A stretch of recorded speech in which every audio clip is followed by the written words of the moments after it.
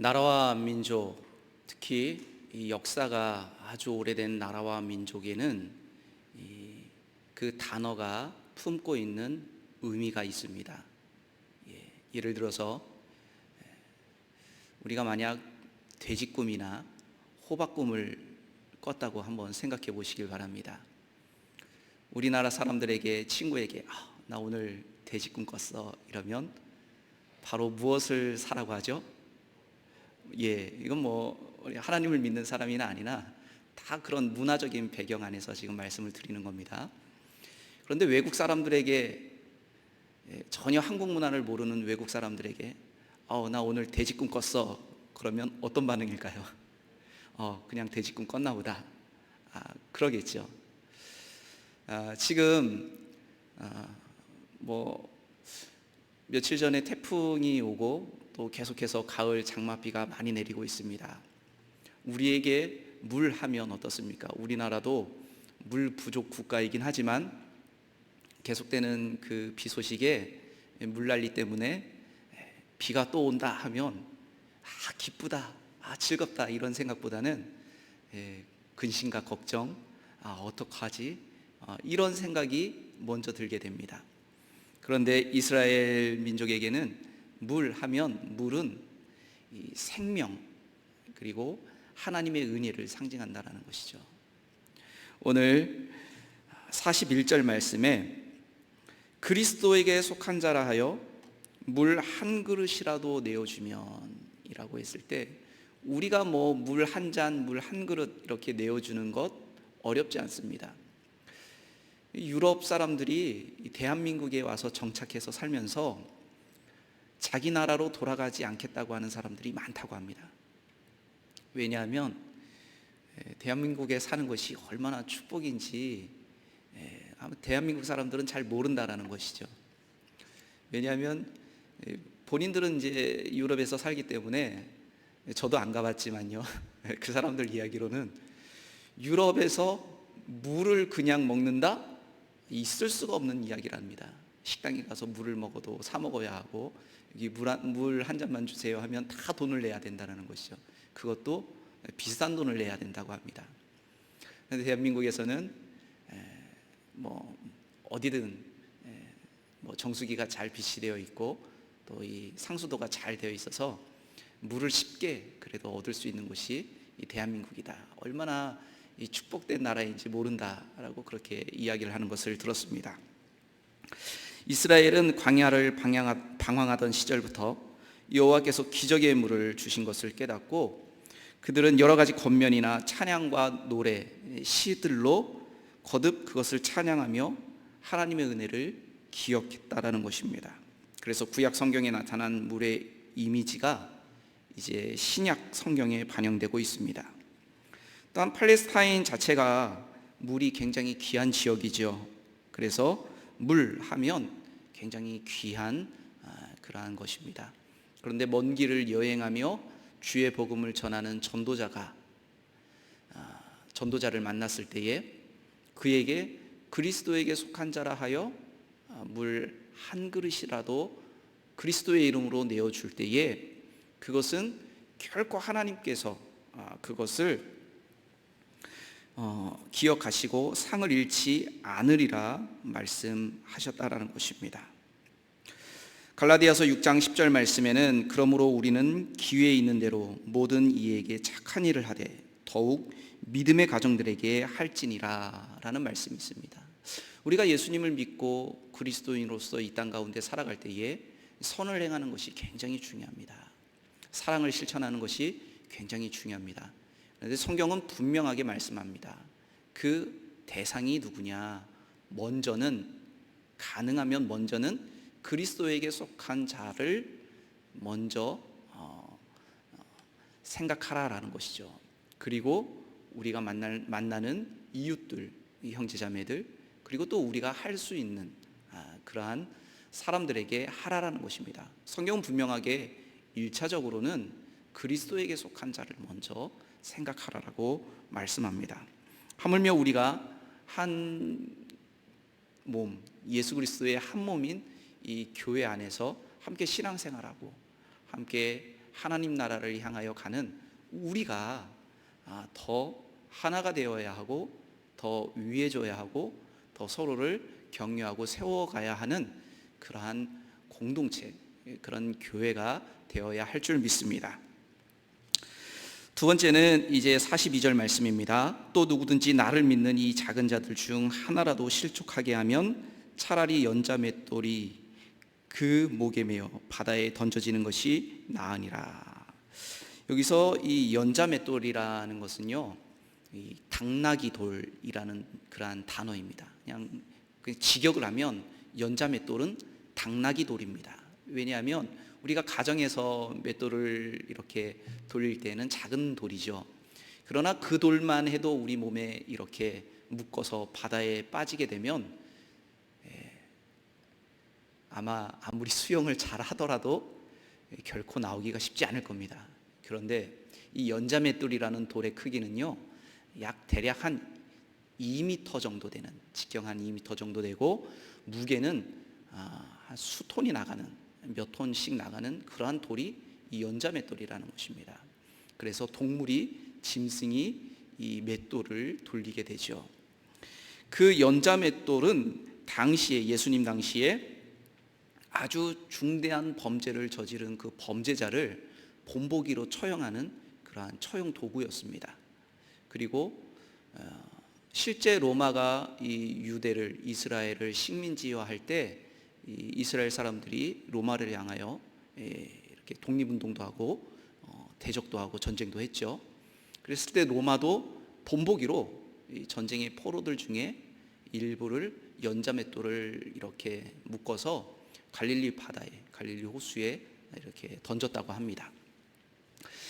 왜 그 연자 맷돌을 몸에다가 묶어서 그렇게 바다에 던졌냐면, 당시 사람들은 이 바다는 불안과 혼돈을 상징하는데, 그 바다에 연자 맷돌을 메어서 빠져서 죽은 사람의 영혼은 저승으로 가지 못하고 영원히 바다에서 떠돈다라는 그런 생각을 가지고 있었다고 합니다.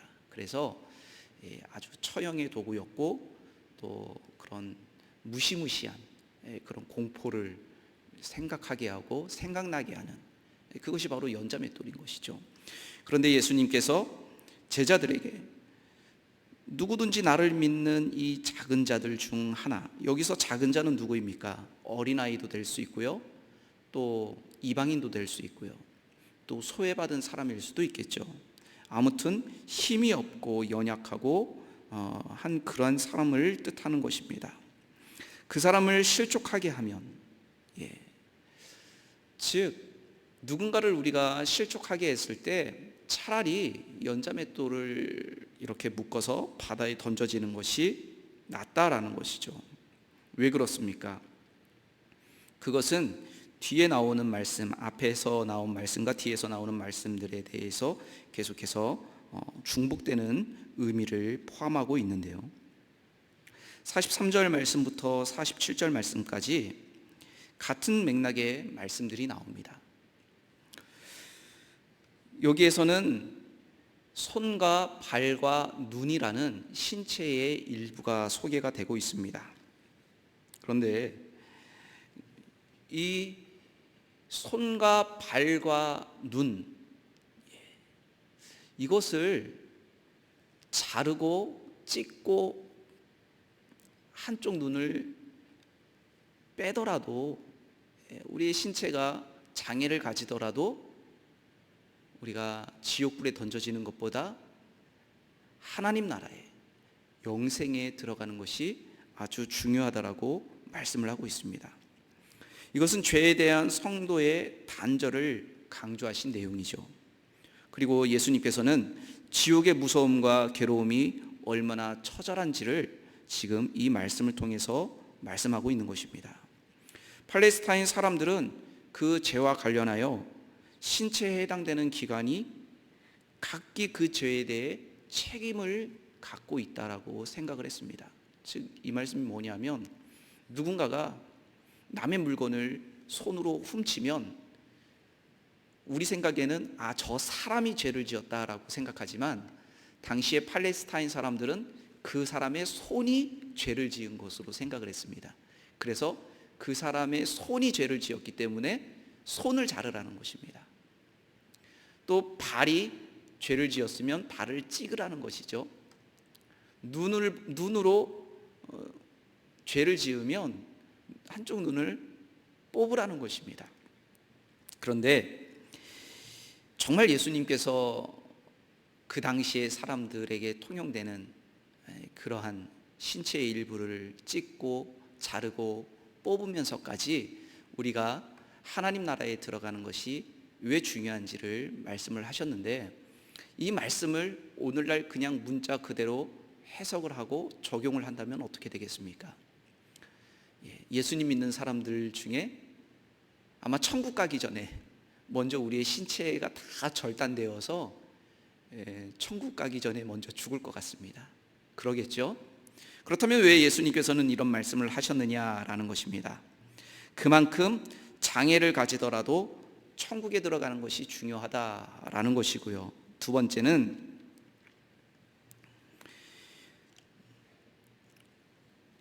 이 말씀의 진정한 의미는 우리 스스로 우리가 아무리 노력해도 우리가 정결하게 되고 우리의 의로 하나님 나라에 들어갈 수 없음을 말씀해 주고자 하신 것입니다. 즉 우리가 정결하게 되고 우리가 정말 주님 보시기에 합당하여서 하나님 나라의 천국에 들어갈 수 있는 사람은 누구입니까?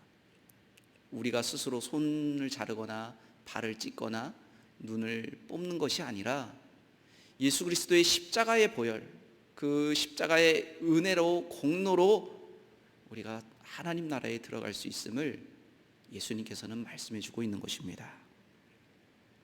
즉 육체의 훼손과 죄와 정욕을 이길 수 있는 방법은 육체의 훼손이 아니라 심령이 새롭게 되는 것은 오직 예수 그리스도로 말미암아 예수님 때문에 예수님만으로만 된다라는 것을 예수님께서는 말씀해 주고 있는 것입니다. 그리고 죄에 대하여 장애인이 되어 아무것도 할 수 없는 상태가 되고 의에 대하여 믿음에 대하여 유능한 사람이 되라고 말씀하시는 것이죠. 실제 신체의 일부들이 잘려지고 신체의 일부가 장애를 갖게 되면 어떻게 됩니까? 우리가 무엇인가 육체적으로 그동안 할 수 있는 것들을 할 수 없게 됩니다. 육체가 불편하면 할 수가 없죠. 그래서 우리의 육신으로는 죄를 짓는 것에는 장애인이 되고 하나님을 믿어 의에 이르는 길에는 능력 있는 사람이 되라고 오늘 예수님께서 이 말씀을 해주신 것입니다. 예수님의 제자들 역시 제자로 산다고 하지만 주님을 따르는 것이 무엇인지 또 그 대가가 어떠한 것인지에 대해서 온전히 몰랐습니다. 예수님은 그런 제자들을 매우 안타깝게 여기셨고 그래서 어찌 보면 과장되리만큼 거칠고도 직설적인 어투로 말씀해 주신 것입니다. 손과 발과 눈, 이것을 온전하게 가지고 지옥불에 던져지는 것보다 무엇인가 하나라도 부족하지만 장애를 가지고 있지만 그럼에도 불구하고 우리가 하나님 나라에 들어가는 것이 더 소중하고 중요하다라는 것을 아주 직설적으로 거칠게 과장되리만큼 예수님께서 말씀해 주셨습니다. 그것은 앞에 있는 말씀, 마치 연약한 자, 소자, 그에게 실족하게 했을 때에 우리가 연자맷돌을 메고 목에 메고 바다에 던져지는 것이 낫다라는 말씀과 다 일맥상통하는 것이죠. 이제 그리고 예수님께서는 하나님 나라에 들어가는 것이 그만큼 중요하다라고 말씀을 하신 후에 49절 말씀을 보시면은요, 사람마다 불로써 소금치듯 함을 받으리라 하면서 뭔가 조금 앞에 말씀과는 좀 뭔가 연결이 되지 않는 그런 말씀을 하시는 것 같습니다. 그런데 이 49절 말씀을 좀 우리가 자세하게 이해하기 위해서는 배경적인 지식이 조금 필요합니다. 구약 시대에 솔로몬이 처음으로 왕위에 올랐을 때에 이스라엘은 경제적으로나 정치적으로나 가장 부흥한 황금기를 맞이했습니다. 그래서 솔로몬이 통치했을 때 금이 얼마나 많았는지, 금을 쌓아둘 곳이 없어서 하다 금으로 방패를 만들었습니다. 금이 너무 많아서.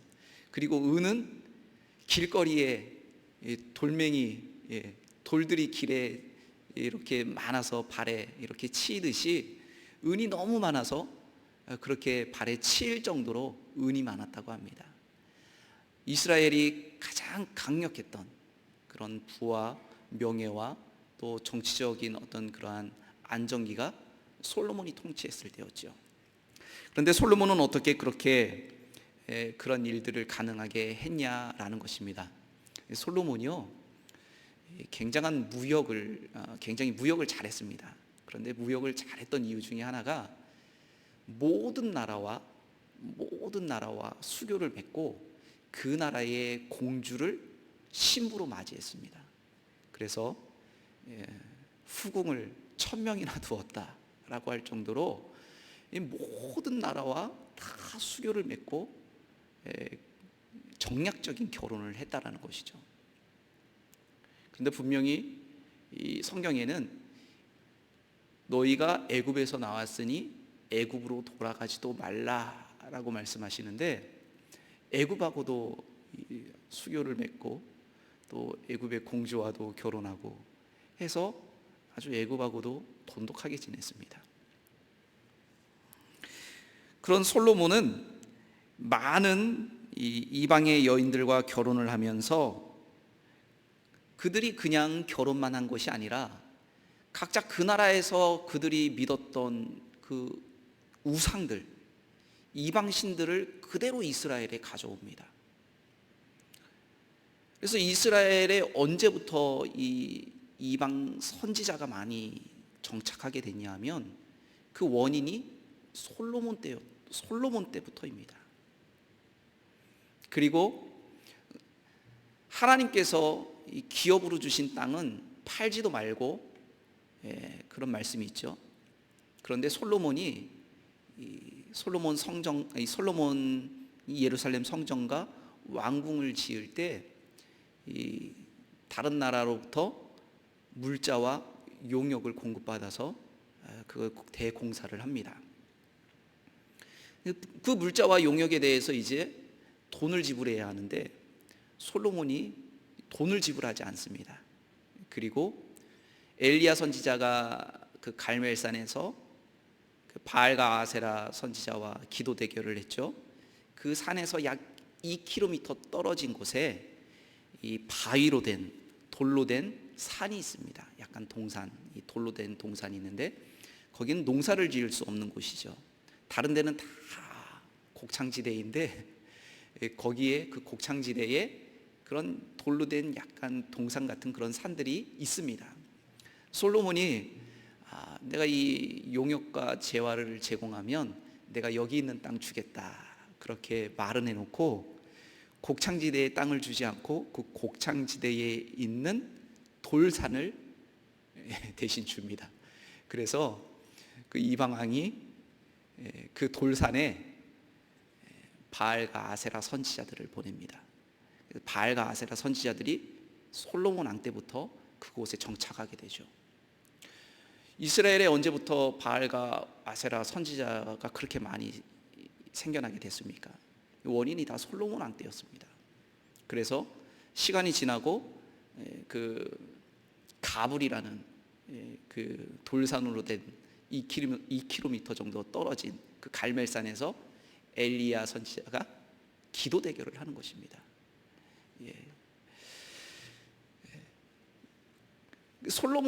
물론 솔로몬이 잘한 일들도 있죠. 그러나 솔로몬이 못한 일들 중에 하나가 바로 이방 우상이 이스라엘 땅에 아주 번성할 수 있게 하는 그 역할을 솔로몬이 했다라는 것입니다. 그래서 이스라엘은 서서히 균열이 생겼고요. 그리고 이스라엘은 하나님을 믿는 그 믿음이 연약해지고 그 믿음과 신앙이 이제 무너지게 되었습니다. 그렇게 몇 대를 거치다 보니 이제 이스라엘은 분열 왕국이 되었고, 또 이스라엘의 왕들 중에, 남유다 왕들 중에 이제 아하스와 므낫세라는 왕이 등장을 하게 됩니다. 그런데 이 아하스와 므낫세라는 이 사람들은요, 아주 대표적인 이스라엘의 아주 대표적인 우상 숭배를 했던 왕들입니다. 아주 그 우상 숭배를 얼마나 끔찍하게 했는지요, 말도 못할 정도입니다. 뭐 그냥 바알과 아세라를 이렇게 믿고 섬기는 그런 수준이 아닙니다.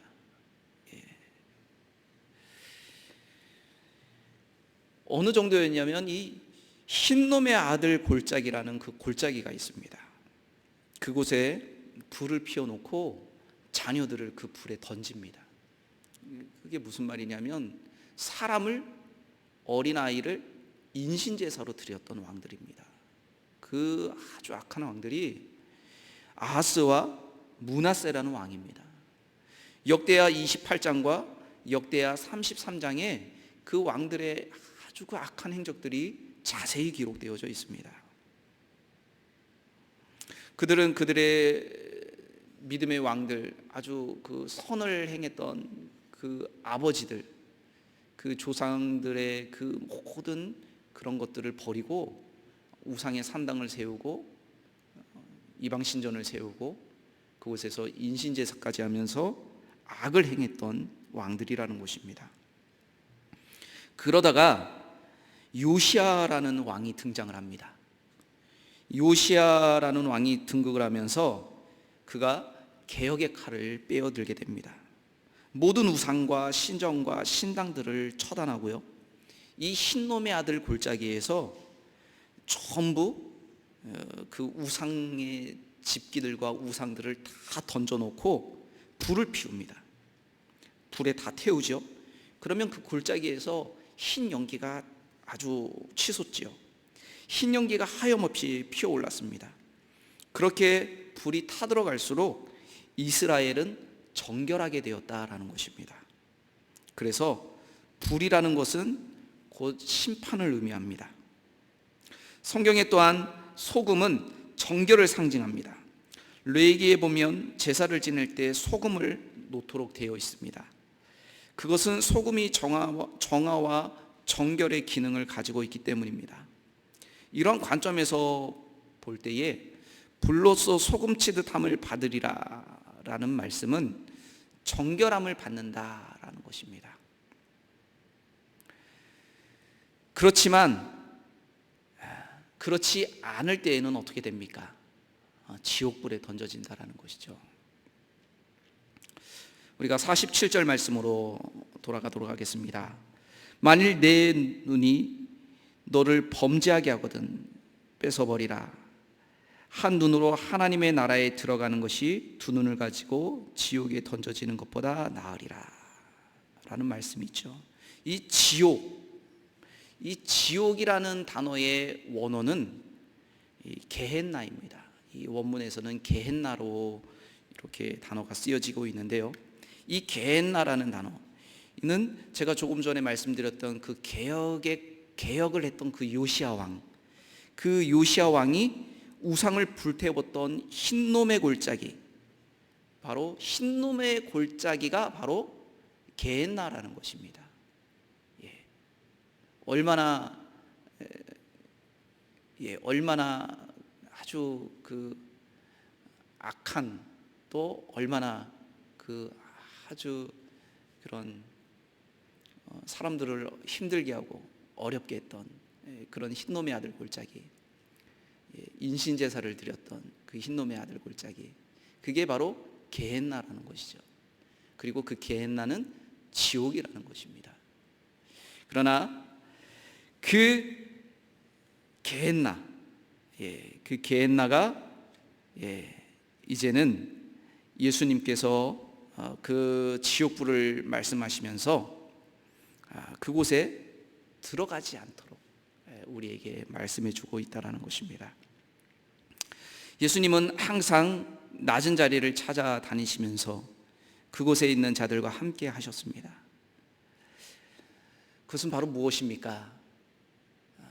예수님이 왜 낮은 자리에, 왜 가난한 자들과 또 연약한 자들과 또 병자들과 어린아이와 여인들과 또 소외된 자들과 또 그런 어려운 가운데 있는 사람들, 이방인들에게 찾아가셨을까라는 것입니다. 물론 이렇게만 말씀드리면 예수님은 부자는 싫어하셨는가? 아니죠. 부자도 동일하게 예수님께서 구원하시기 위해서 십자가를 지었습니다. 우리가 예수님을 믿으면서 오해하는 것 중에 하나가 있습니다. 부자는 천국 가기 어렵다. 그럼 가난한 사람은 천국 가기가 쉽습니까? 아닙니다. 누구나 천국 가는 것은 예수님의 십자가의 공로로 가는 것입니다. 똑같습니다. 그러나 예수님께서 부자가 천국 가기 어렵다라는 것은 그만큼 예수님 때문에 포기해야 할 것들이 너무 많은데 포기가 잘 안 된다라는 것이죠. 그래서 그렇지 예수님보다 더 사랑할 수 있는 조건들이 많아서 그렇지 부자라고 천국 못 가는 게 아닙니다. 다 똑같습니다. 그러면 가난한 사람들이라고 포기할 게 많은가요? 저도 예전엔 그렇게 생각을 했습니다. 그런데 이제 국제 선교단체에 계신 그 목사님께서 말씀하시기를 그분은 가난한 나라들만 선교를 다니시는 거죠. 그런데 아주 부자 나라뿐만 아니라 가난한 나라도 인간의 본성은 똑같다라는 것입니다. 가난한 나라에 가면 가지고 있는 것은 별로 없죠. 그런데 트랜스젠더 라디오를 생명처럼 여긴다라는 것입니다. 그래서 인간은 다 똑같다라는 것입니다. 사람은 다 똑같습니다. 소유하는 어떠한 그런 이름이 다른 거지 우리가 그곳에 그 문화 속에서 살아갈 때에 그곳에서 가장 가치 있는 것들을 가장 소중하게 여기는 그 본성은 어느 나라나 다 똑같다라는 것입니다. 그러나 그럼에도 불구하고 예수님께서 그런 낮은 자리에 연약한 사람들과 소외된 사람들, 당시에 손가락질 받고 또 인간 취급받지 못하던 그런 사람들에게 특히 가셨던 이유는 무엇입니까? 그것은 바로 사랑이 있기 때문에 그렇다라는 것입니다. 사랑이 없이는 그게 쉽지 않습니다.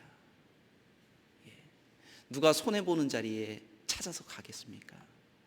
누가 뻔히 세상 사람들은 실패하는 자리라고 여기는 그곳에 누가 일부러 그곳을 가겠습니까? 우리나라에 오셨던 많은 선교사님들, 또 안동 지역에 복음을 전하셨던 선교사님들, 그 많은 분들이 예수 그리스도의 십자가의 사랑이 있기 때문에 이 땅 가운데 오셨고 그들이 헌신하셨고 이 땅 가운데서 그들의 목숨을 그냥 초계와 같이 버리셨던 것이죠. 그런 훌륭한 분들이 계셨기에 우리가 오늘날 예수 그리스도를 믿고 우리가 신앙생활하고 있는 거 아니겠습니까? 그래서 신앙이 깊어질수록 사랑도 깊어진다라는 것입니다. 그런데 신앙이 깊어질수록 사랑이 깊어지지 않는다라면 그것도 한번 고민해 봐야 할 것입니다. 비교하지 않고 비판하지 않으며 누가 크고 누가 힘이 있고 누가 실세인지를 생각했던 크기의 싸움을 내려놓아야 합니다. 예수님의 제자들은 예수님께서 이제 곧 십자가를 지고 죽으시러 예루살렘으로 가실 때에 제자들은 누가 더 높은 자리에 앉을까 싸웠습니다. 제자들은 누가 더 높은 자리에 앉을 것인가 서로를 바라보며 비교하고 눈치 게임했다라는 것입니다. 오늘날도 마찬가지죠. 누가 더 실세인가? 누가 더 능력이 있는가? 누가 더 영향력이 있는가? 그래서 세상은 그 사람과 관계를 맺고 친해지려고 합니다. 물론 잘못된 거 아닙니다. 어떻게 보면 지혜로운 겁니다. 그러나 우리도 똑같이 세상의 가치관이 아닌 그리스도의 가치관, 십자가의 가치관을 가지고 세상을 바라볼 때에는 나에게 도움이 되지 않고 내가 지금 손해가 될지라도 손해가 되는 것이 너무나 분명하게 보일지라도 십자가의 사랑이 있다면 그것을 감당하는 것입니다. 그리고 마지막에 50절 말씀입니다. 소금은 좋은 것이로되 만일 소금이 그 맛을 잃으면 무엇으로 이를 짜게 하리요? 너희 속에 소금을 두고 서로 화목하라 하시니라. 갑자기 또 소금이 나옵니다. 예수님께서 아주 강력하게, 아주 직설적으로 손을 자르고 발을 찢고 눈을 뽑으라고 말씀하시다가 갑자기 소금 이야기를 하십니다. 갑자기 왜 소금 이야기를 하실까라는 것이죠. 소금은 무엇입니까? 정결하게 하는 것입니다. 부패를 방지합니다. 정화의 기능을 가지고 있습니다. 그런데 이 소금을 이야기하시면서 마지막에 화목하라 라고 말씀하십니다. 즉 우리가 하나님 나라를 사모하고 천국을 소망하고 하나님 나라를 향하여 가는 그리스도의 공동체는 화목이 중요하다는 것이죠. 그리스도의 사랑이 깊어질수록 그 공동체는 화목한, 행복한 공동체가 되어야 합니다. 그런데 왜 우리가 예수 그리스도를 믿으면서도 화목하지 못할까요? 우리가 왜 예수 그리스도를 믿으면서도 왜 시기와 분쟁과 다툼이 있을까요? 나의 자존심을 내려놓지 못하기 때문입니다.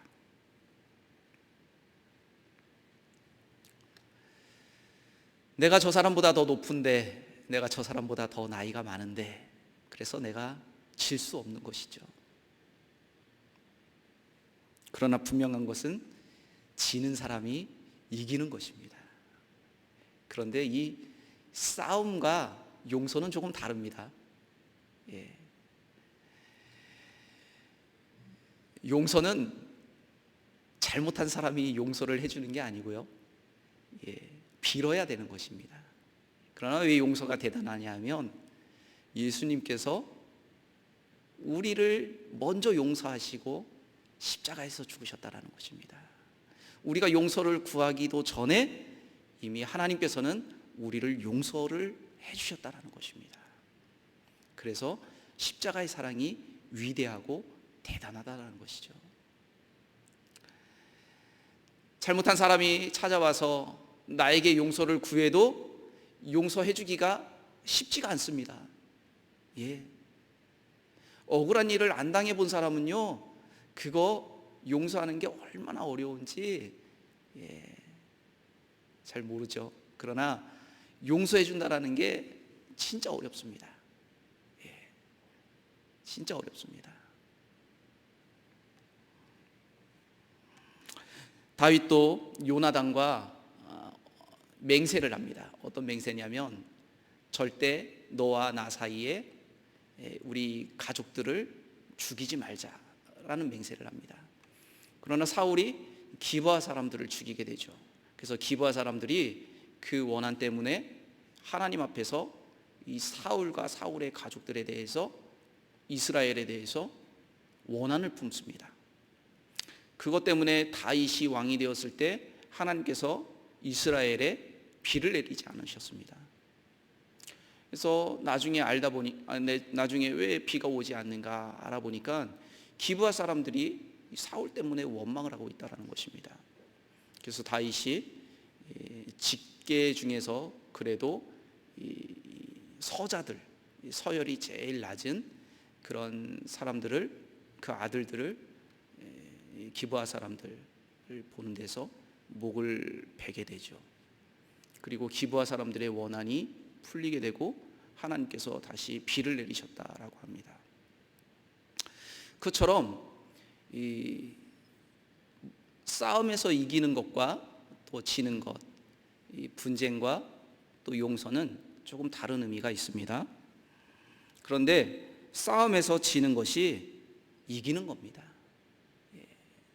이기려고 내가 아무리 하더라도 그리스도의 사랑이 있으면 그냥 져주는 것입니다.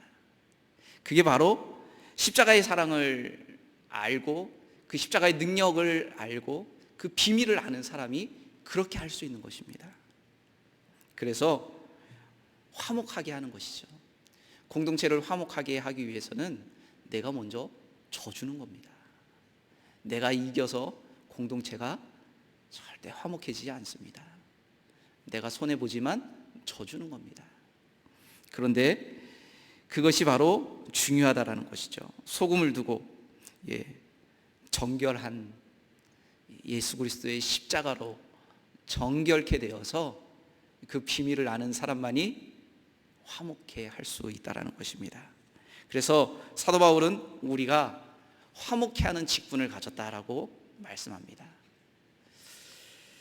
말씀을 정리하도록 하겠습니다. 예수님께서는 우리에게 좋은 것을 선택하라고 말씀하십니다. 그 좋은 것은 무엇입니까? 지옥이 아니라 천국입니다. 그리고 천국을 향하여 가는 그리스도인들은 그 공동체를 화목해 하는 사람들입니다. 우리가 미움과 분쟁과 시기와 다툼이 아닌 화목을 추구하는, 화목을 선택하는 그러한 성숙한 우리 안동 서부교회 공동체가 되기를 간절히 바랍니다. 기도하겠습니다.